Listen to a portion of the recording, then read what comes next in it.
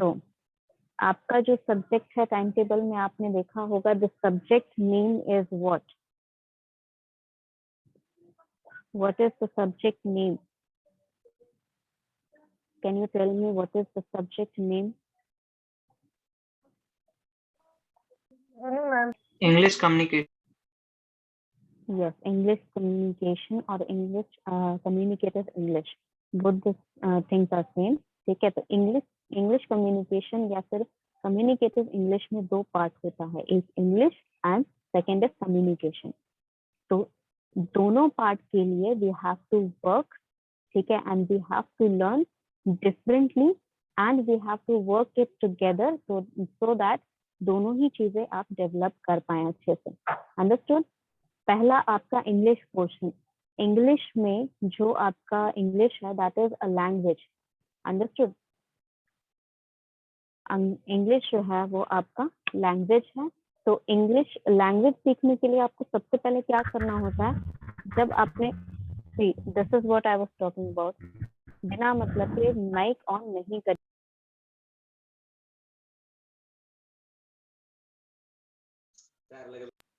बिना मतलब के कोई ऑन नहीं करेगा mic.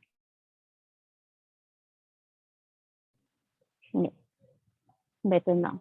So if you want to speak or are having any doubt, want to answer, you will raise your hand. Understood? क्योंकि वैसे भी आप इंटरैक्टिव क्लास तो रखने नहीं वाले हो, क्योंकि आधे से ज्यादा तो यही सोच के आ रहे हैं कि फालतू क्लास लगा दी गई है हमारी। So it is better that you are mute. ठीक है, चुपचाप बैठ के सुन लो, अटेंडेंस के लिए ही आप आते हो। तो इंग्लिश सीखने के लिए, किसी भी लैंग्वेज को सीखने के लिए there are 3 steps that you have to follow. 3 step होते हैं जो आपको फॉलो करने होते हैं कोई भी लैंग्वेज सीखने के लिए। बिना जाने आप यही स्टेप फॉलो करते हैं किसी भी लैंग्वेज को सीखने के लिए। अगर आप बचपन से हिंदी बोलते आए हैं तो हिंदी सीखने के लिए भी आपने सिमिलर स्टेप फॉलो किए हैं। अगर आप इंग्लिश बोलते आए हैं, सॉरी, अगर आप घर में जो भी आपकी मदर टंग है वो सारी लैंग्वेज सीखने के लिए आपको एक ही तरह का स्टेप है, जो 3 स्टेप जो होते हैं हर एक लैंग्वेज को सीखने के लिए, यही 3 steps you have to follow every time. Understood?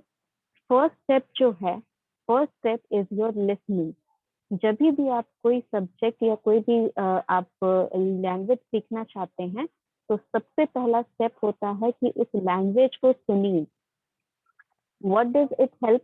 Listening से क्या हेल्प होता है?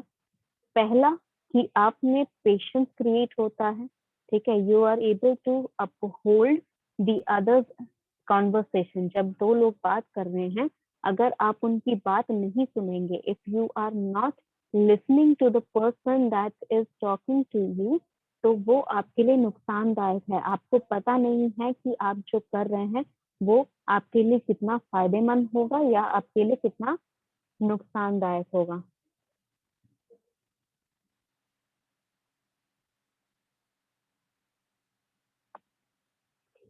तो आपको सुनना बहुत ज्यादा जरूरी है।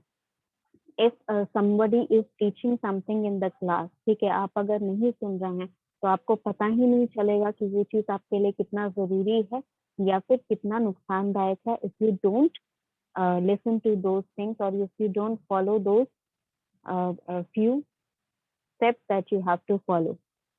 सेकेंड थिंग जो आप सुनने से आपका लिसनिंग से क्या इफेक्ट होता है आपको, सेकेंड थिंग जो इफेक्ट करती है आपकी, that is your वेकाबुलरी।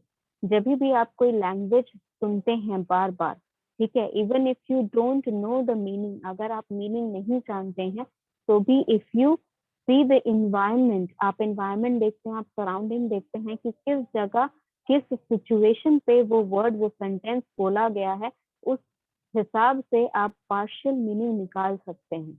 You can come up with the partial meaning of the sentence and the words that are being used in your sentences जहां आप सुन रहे हैं। अंडरस्टूड? ऑल्सो आपकी क्यूरियोसिटी बढ़ती है when you here the word more and more. आप अगर कोई एक वर्ड बार बार सुनेंगे तो आपकी क्यूरियोसिटी बढ़ेगी ये जानने के लिए कि उस वर्ड का एक्चुअल मीनिंग क्या है। या तो आप कहीं से डिक्शनरी से पढ़ेंगे उसका मीनिंग या किसी से पूछ के पता लगा सकते हैं कि what is the meaning of that particular word. तो जब आपको मीनिंग पता चल गया, that means you know how and when to use that word, किस तरह उस वर्ड को यूटिलाइज किया जा सकता है सेंटेंस में और किस सिचुएशन में यूज किया जा सकता है। These two things clear up. Last जो आपका स्टेप है that you have to follow when you are learning any language, not English, not Hindi, any language that you are learning, last step for that would be your conversation. जब आप conversation कर पा रहे हैं किसी से, टूटी फूटी ही सही, लेकिन किसी तरह अपना मीनिंग आप कन्वे कर पा रहे हैं लिसनर को या रिसीवर को, दैट मीन्स कि आप जो है लैंग्वेज को कम से कम 60% to 70% कवर अप कर चुके हैं। Understood? So these are the 3 steps that you have to follow to learn any language. Mind you, I'm saying it again and again, किसी भी लैंग्वेज को लर्न करने के लिए ही ये सारे स्टेप यूज होते हैं। ओनली लर्निंग द लैंग्वेज, सिर्फ लैंग्वेज को सीखने के लिए। So if you want to learn English, first step would be start viewing the videos। जितने आप लोग घर पे बैठ के यूट्यूब वीडियोस, टिकटॉक वीडियोस देखने के जो शौक हैं आपके, उससे बेटर है कि आप कुछ ऐसे वीडियोस देखें, कुछ एजुकेशनल वीडियोस देखें, कुछ ऐसे लोगों को सुने जो अपना लाइफ स्टोरी शेयर करते हैं इंग्लिश में। What would it help? It will help you understand all those things। जो सिचुएशन में जो वर्ड यूज हुआ है, सेंटेंस किस तरह स्ट्रक्चर हुआ है।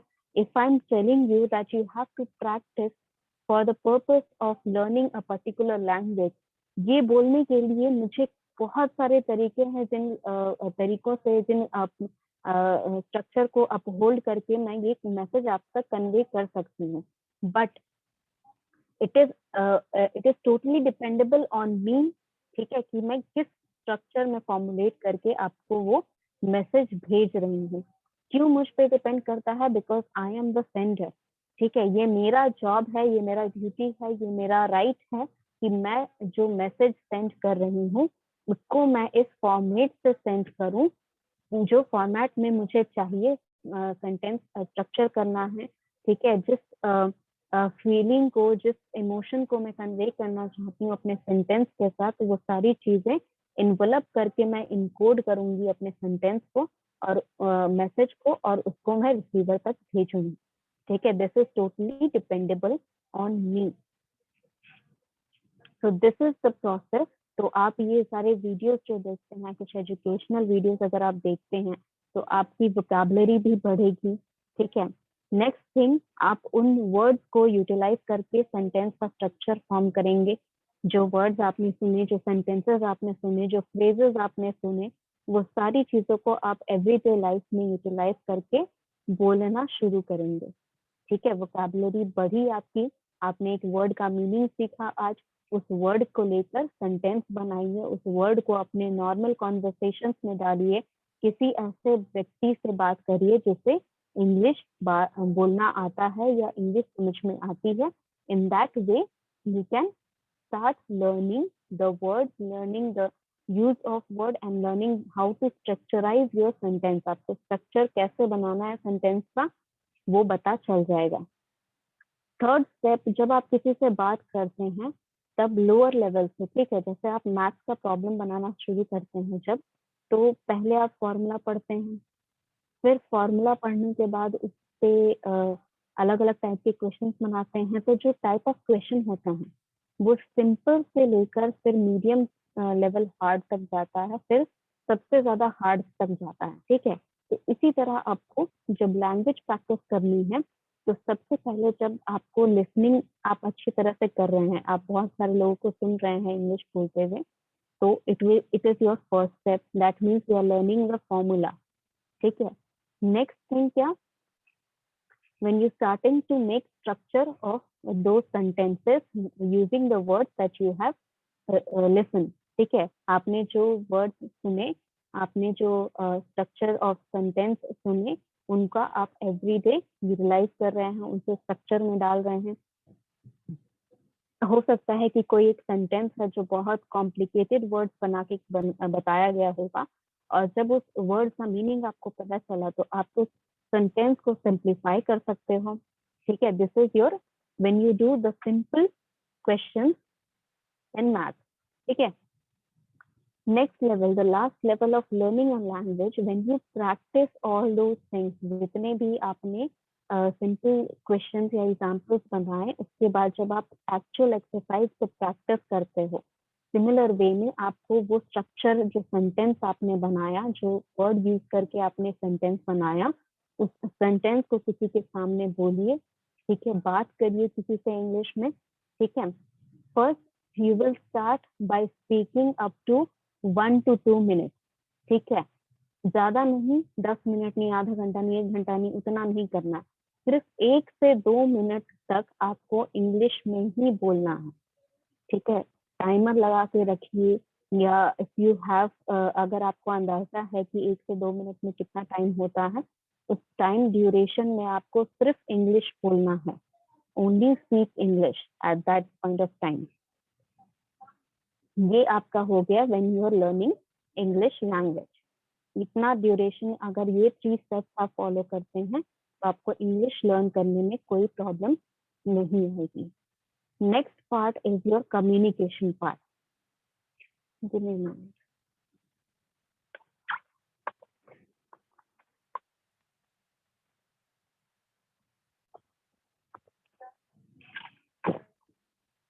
Okay, next part is your communication part. Communication सीखने के लिए कम्युनिकेशन क्या होता है? Communication is an art. जैसे इंग्लिश एक लैंग्वेज है, लेकिन कम्युनिकेशन जो है वो आर्ट है. कम्युनिकेशन करने के लिए आपको language is only the medium.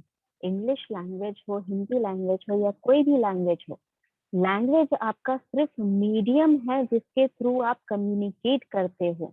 It is not important. अगर आपकी कम्युनिकेशन स्किल आपको डेवलप करनी है तो उसके लिए इंग्लिश आना बिल्कुल भी जरूरी नहीं है. If you think that you know English language and you are well, you can communicate in a very good manner, then they are not interrelated. वो आपस में इंटर रिलेटेड नहीं है. आप इंग्लिश लैंग्वेज जानते हैं, this is one fact, and you can communicate very well, that is another fact. ये दोनों अलग अलग हैं, दोनों इंटरडिपेंडेबल हो सकते हैं बट है नहीं. ठीक है, अगर आपको इंग्लिश आती है तो जरूरी नहीं है कि आपकी कम्युनिकेशन स्किल अच्छी हो, और अगर आपकी कम्युनिकेशन स्किल अच्छी है तो जरूरी नहीं है कि आपको इंग्लिश भी अच्छे से आती हो. Communication is an art. तो आर्ट हम कैसे लर्न करते हैं? मान लीजिए कि आपको कोई आर्ट लर्न करना है. मान लीजिए आपको सिंगिंग सीखनी है, तो सिंगिंग इज एन आर्ट. ठीक है, it is a talent that you have to nurture. ठीक है, तो उसके लिए आप क्या करते हैं? पहले दिन अगर मान लीजिए आपने कोई यूनिवर्सिटी ज्वाइन की या कोई भी ट्यूशन ज्वाइन किया सिंगिंग सीखने के लिए, तो सबसे पहला दिन आपको क्या किया जाता है? आपको राग गाने के लिए बोले जाते हैं. जो आपके 7 सुर हैं, 7 राग हैं, वो राग गाने के लिए बोला जाता है, वो सुर गाने के लिए बोला जाता है. क्यों बोला जाता है? Because it is the fundamental of how your sound or pitch or tone varies in different frequency. ठीक है, वो जो 7 सुर हैं आपके, वो अलग अलग फ्रीक्वेंसी के हैं, और वो आप किस तरह प्रोनाउंस करते हैं, किस तरह अपने आवाज में निकालते हैं उन सुरों को, वो इम्पोर्टेंट रहता है. तो सेम बेसिकली यहाँ पर भी जब आप कम्युनिकेशन स्टार्ट कर रहे हैं, तब आपको क्या करना होगा? You have to start conversing. बात करना पहले शुरू करना होगा. कम्युनिकेशन का क्या मतलब होता है? कम्युनिकेशन कम्युनिकेशन का मतलब होता है कि जब आप अपने आइडिया को, जो भी आपका आइडिया है, जो आप किसी और को बताना चाहते हो, तो आप बताना चाहते हो तो आप सेंडर बन गए. तो आप जब किसी और को बताना चाहते हो ये बात, तो जिसको बताना चाहते हो वो आपका रिसीवर बन गया. तो जब सेंडर के थ्रू जब कोई मैसेज आता है रिसीवर को, दिस इज कम्युनिकेशन. ठीक है, इसी को कम्युनिकेशन कहते हैं. तो जब आपको कोई मैसेज भेजना है तो सबसे पहले आपको मैसेज फॉर्मुलेट करना आना चाहिए. यानी कि आपका बेसिक क्या है कि आपको कोई भी मीडियम आपके पास होना चाहिए जिस मीडियम के थ्रू आप कम्युनिकेशन कर सकें. It is not necessary that the medium would be a language और an English language और any other language. ठीक है, जरूरी नहीं है कि वो कोई पर्टिकुलर लैंग्वेज ही हो या इंग्लिश लैंग्वेज हो या हिंदी लैंग्वेज हो, बिल्कुल जरूरी नहीं है. आपके पास कोई भी मीडियम आपको तैयार करना है जिससे आप कम्युनिकेशन इफेक्टिवली कर पाए. लैंग्वेज आपको लर्न करने के लिए इसीलिए कहा जाता है क्योंकि face to face conversation or you can say oral conversation is the most effective way of communicating. सबसे अच्छा तरीका जिससे आप कम्युनिकेशन कर सकते हैं वो आपका ओरल कम्युनिकेशन, बोल कर किया जाने वाला जो कम्युनिकेशन है वो सबसे ज्यादा इफेक्टिव होता है, वो सबसे ज्यादा अच्छा रिजल्ट आपको देता है. ऐसा क्यों होता है, let me tell you. Because communication contains both part, verbal and non verbal. Verbal मतलब क्या होता है, वर्ड्स जिसमें इंक्लूड हो. ठीक है, वर्बल का मतलब होता है जहां पर वर्ड्स यूज किए जाते हैं, चाहे वो रिटन हो चाहे वो ओरल हो. लिख कर कोई बात आप बता रहे हैं या बोल कर कोई बात आप बता रहे हैं, then it is included in your verbal communication. Next is your non-verbal communication. Non-verbal communication आपका फेस का एक्सप्रेशन, आपके हाथ के जेस्चर्स, आपका बॉडी रिलैक्स है या टाइट है या मतलब आप टेंशन में हैं तो वो पूरे आपके बॉडी लैंग्वेज से पता चलता है. If you are sitting, if you are standing, everything contains a message that is being transmitted. So face-to-face conversation or oral conversation is very much effective because it contains equal or you can say मतलब इसमें जो components होता है communication में, verbal और non verbal दोनों ही component use होता है कम्युनिकेशन में. जब आप ओरल कम्युनिकेशन करते हैं तो जितना आपके वर्ड मायने रखते हैं उतना ही मायने रखता है कि आपका फेशियल एक्सप्रेशन क्या है, आपका जेस्चर्स क्या है, आपका फीडबैक क्या है, आप किस तरह उसको रिसीव कर रहे हो, how much you are receiving, if you don't, if you are filtering it with barrier और नॉट. ये सारी चीजें आपकी मैटर करती हैं. One more thing, oral communication इसलिए भी आपका इफेक्टिव है क्योंकि वहां पर फीडबैक लेना बहुत आसान होता है. If you are having an oral conversation, अगर आप वर्बली किसी से फेस टू फेस बात कर रहे हैं, फेस टू फेस कॉन्फ्रेंसिंग कर रहे हैं, then it is easy to get a feedback. जब आपको फीडबैक मिलता है तो आपको पता चलता है कि आपने जो मैसेज भेजना चाहा, जिस इंटेंशन से भेजना चाहा, वो इंटेंशन पूरा हो गया. So the message that has to be received and in which sense it has to be received is received by the receiver. तो जब ये पूरा हो जाता है, मेन पर्पस ऑफ कम्युनिकेशन क्या है आपका? Major purpose of communication or you can say the most important purpose of communication is that the receiver, जो receiver है आपके communication में, उसे वो बात जिस तरह बताना चाहिए था सेंडर को, उसी तरह बहुत अच्छे से समझ में आ जाए और उसे जो फीडबैक भेजना चाहिए according to the message that has been sent, उस मैसेज के अकॉर्डिंगली जो फीडबैक भेजना चाहिए था वो फीडबैक उसने सेंडर को भेज दिया. तब जाके आपका कम्युनिकेशन कंप्लीट होता है और इफेक्टिव कम्युनिकेशन आप कह सकते हैं कि your communication is effectively implemented. तो इसका मतलब हुआ कि जब आप कोई कम्युनिकेशन करते हैं, ठीक है, तो रिसीवर को जब पूरी बात आपकी समझ में आ जाए, जिस तरह आप समझाना चाहते थे उसी तरह समझ में आ जाए, तब जाके आपका कम्युनिकेशन सक्सेसफुल होता है. ठीक है, तो कम्युनिकेशन जब आप कर रहे हैं, कम्युनिकेशन जब आप कर रहे हैं तो आपको इस चीज का ध्यान रखना है कि आपको अपना मैसेज फॉर्मुलेट करना आना चाहिए. ठीक है, आपकी जो ऑडियंस है, मान लीजिए आप अगर अपने फ्रेंड से कम्युनिकेट कर रहे हैं तो उसके लिए आपको सोचना नहीं पड़ता है कि आप किस तरह अपना सेंटेंस स्ट्रक्चर करें कि सामने वाला व्यक्ति जो है वो आपकी बात समझ जाए, बिकॉज ही और शी इज योर फ्रेंड. वो जो भी पर्सन है जिससे आप कम्युनिकेट करना चाहते हैं वो आपका फ्रेंड है. तो आप नॉर्मल भाषा में जिस तरह उससे हमेशा कम्युनिकेट करते हैं उसी तरह हमेशा कम्युनिकेट करते रहेंगे, तो आपको ये सोचने का जरूरत नहीं पड़ेगा कि मुझे उसे समझाने के लिए कुछ एक्स्ट्रा बोलना चाहिए या मुझे उसको समझाने के लिए कुछ अलग जेस्चर देना चाहिए या एक्सप्रेशन बदलना चाहिए। ये सारी चीजें आप सोचते नहीं हैं, ये अपने आप हो जाती हैं। These are inbuilt inside you from you can say a very young age, जब आप कम्युनिकेशन करना सीखे थे। अंडरस्टूड? तो पहला कंपोनेंट ओरल कंपोनेंट, इसीलिए ओरल जो है आपका कम्युनिकेशन इसीलिए बहुत ज्यादा इफेक्टिव होता है, क्योंकि आप, पहला रीजन क्या, कि आपको वहां पर वर्बल नॉन वर्बल दोनों ही कंपोनेंट इक्वल या एक रेशियो में पाए जाते हैं, जिससे आपका कम्युनिकेशन जो मैसेज है वो इंटरप्रेट करना या इवेल्युएट करना रिसीवियर के लिए आसान हो जाता है, रिसीवियर को समझना आसान हो जाता है।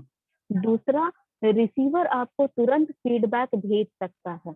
रिसीवर को जो भी समझ में आया, नहीं समझ में आया, वो सारा मैसेज का फीडबैक वो एट द टाइम तुरंत आपको सेंड कर सकता है।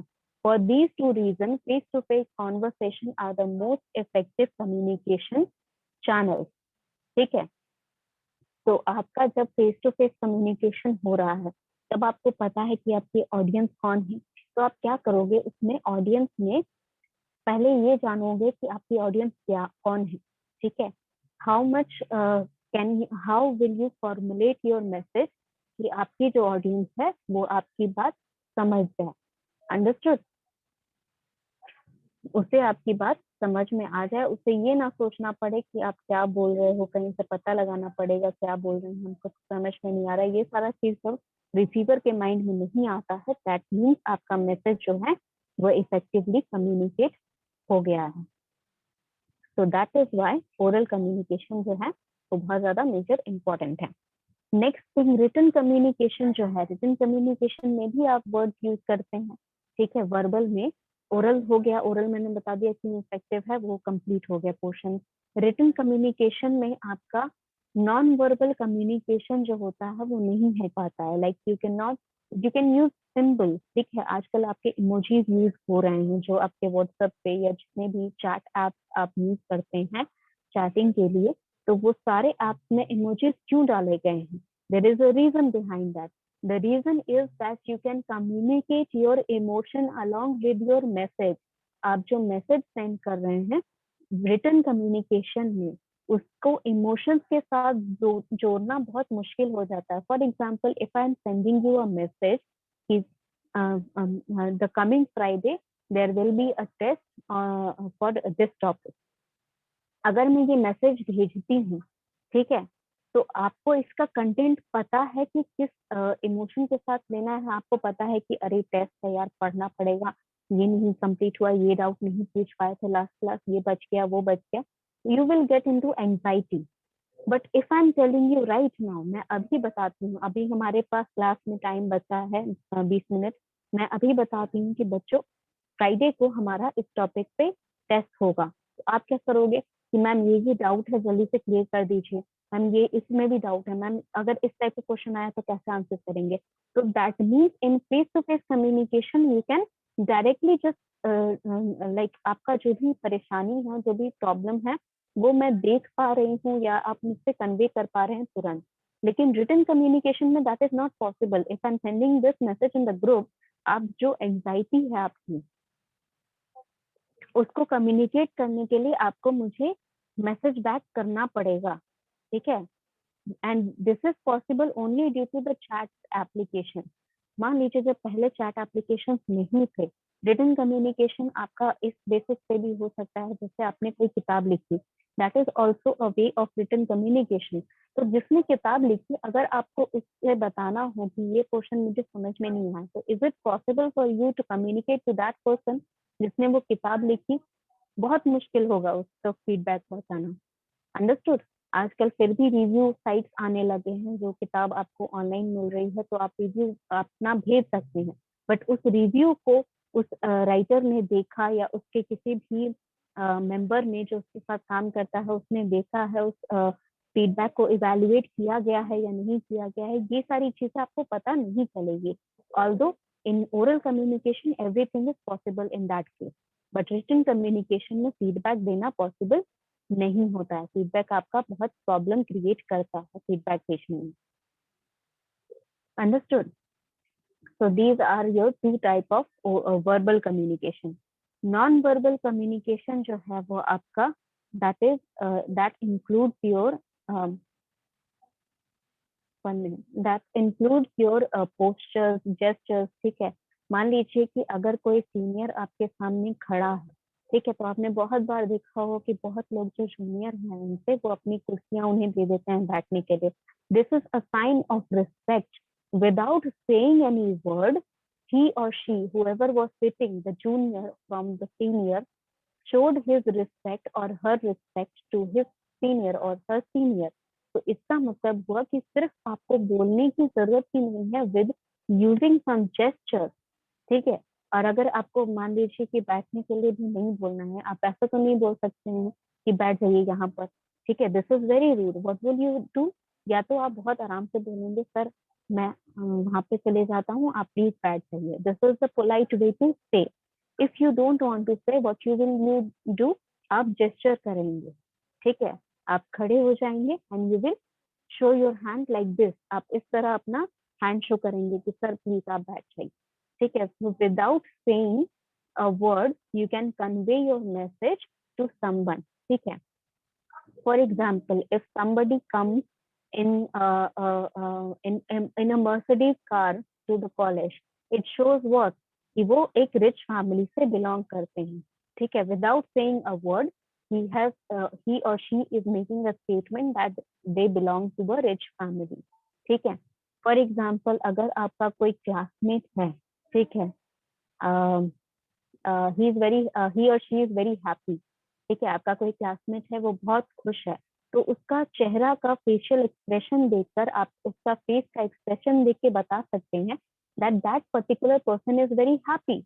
आपको जरूरत नहीं है कि आप उससे बार पूछने जाएं कि तुम कैसे फील कर रहे हो, तुम खुश हो, तुम दुखी हो, ये पूछने की जरूरत नहीं पड़ेगी आपको। If he is very happy, if she is very happy, उसके फेशियल एक्सप्रेशन से ही आपको पता चल जाएगा that how that person is feeling. So this includes your non-verbal communication. और जब ये कंबाइन होते हैं तब आपका कम्युनिकेशन जो होता है that is very much effective, that is in your oral communication. Understood? ये आपका कम्युनिकेशन हो गया। अब हम अगर on the basis of feedback describe करें तो भी आपका कम्युनिकेशन दो पोर्शन में डिवाइडेड होता है। कैसे? पहला वो जिसमें आपका फीडबैक नेसेसरी है, ठीक है, जहां पर आपका फीडबैक नेसेसरी है। जैसे मैं अभी कम्युनिकेशन कर रही हूँ, मैं आपको कॉन्सेप्ट समझा रही हूँ कम्युनिकेशन का।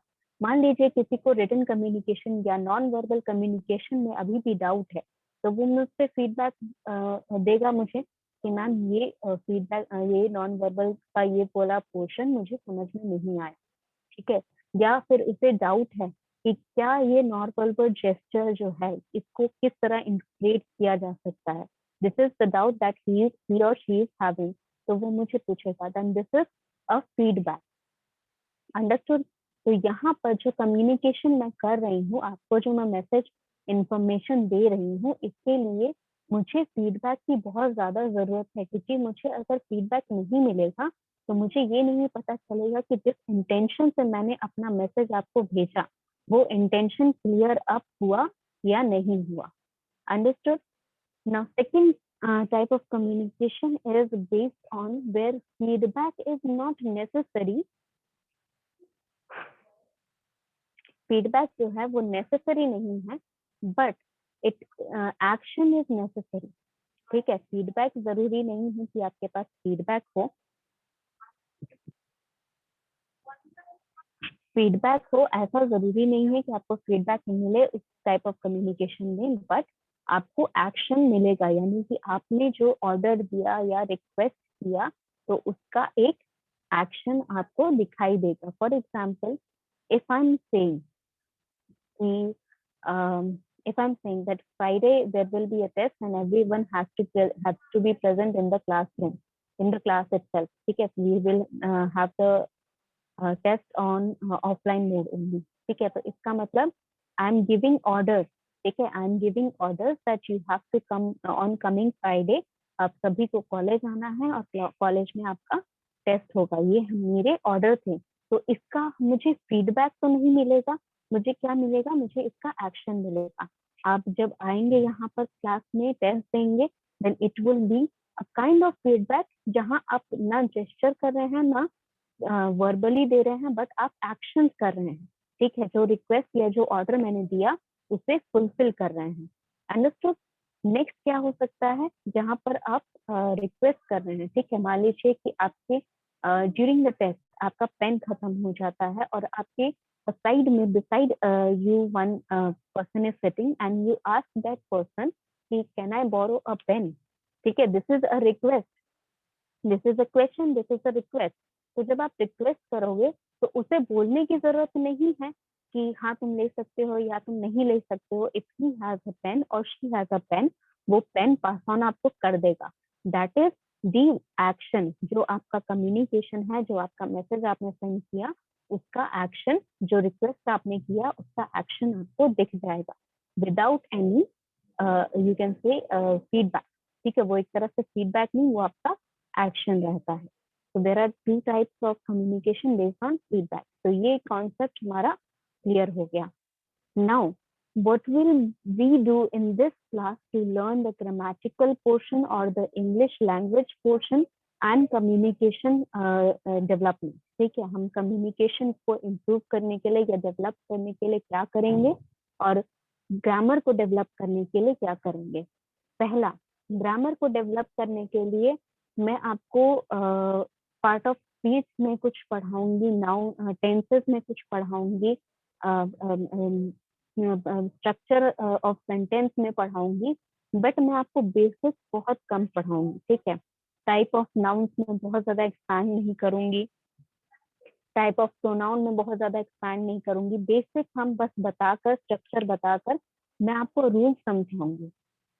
Where to use what type of noun, किस तरह के नाउन आप किस सेंटेंस में यूज करेंगे। अगर आपका नाउन जो है वो सिंगुलर है तो उसके साथ का structure,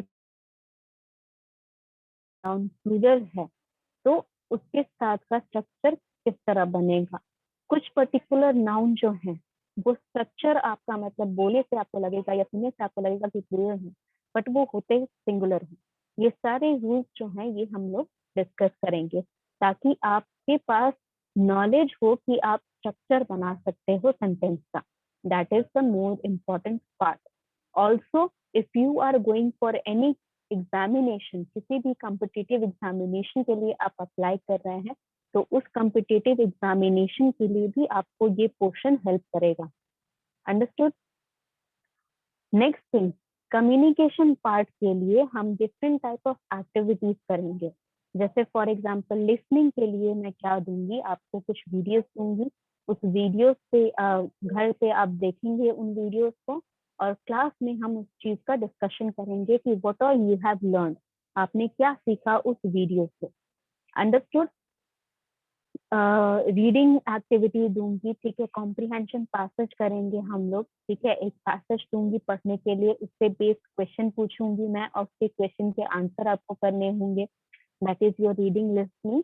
and last is your speaking. I will give you topics for speech, debate, GD and different type of activities, storytelling, everything we will do for the communication part. Understood? One more thing, आपका जब भी test होगा इस class में, ठीक है, आपको पता है मंथली आपका असेसमेंट होता है, तो मंथली असेसमेंट में जब टेस्ट होगा तो कुछ पोर्शन आपका रिलेटेड रहेगा फ्रॉम द ग्रामर पोर्शन। तो जो रूल्स मैंने पढ़ाए हैं उसी रूल्स से बेस्ड कुछ क्वेश्चन दूंगी, ठीक है, प्लस ग्रामर कम्युनिकेशन पार्ट से भी रिलेटेड क्वेश्चन मैं दूंगी। तो जब भी इसका टेस्ट होगा वो दोनों पोर्शन इंक्लूडेड रहेंगे, क्योंकि हम साइड बाय साइड दोनों ही करेंगे। ऐसा नहीं है पहले ग्रामर खत्म करके फिर कम्युनिकेशन स्टार्ट करेंगे, नहीं, दोनों साथ में हमारा चलेगा, because we don't have that much time कि पूरा ग्रामर शुरू से पढ़ाऊं फिर उसके बाद कम्युनिकेशन स्टार्ट करूं। We will go hand in hand फिर for both the things. So the class is about to end, and this is all the things that I want to tell you for the basics of today's class.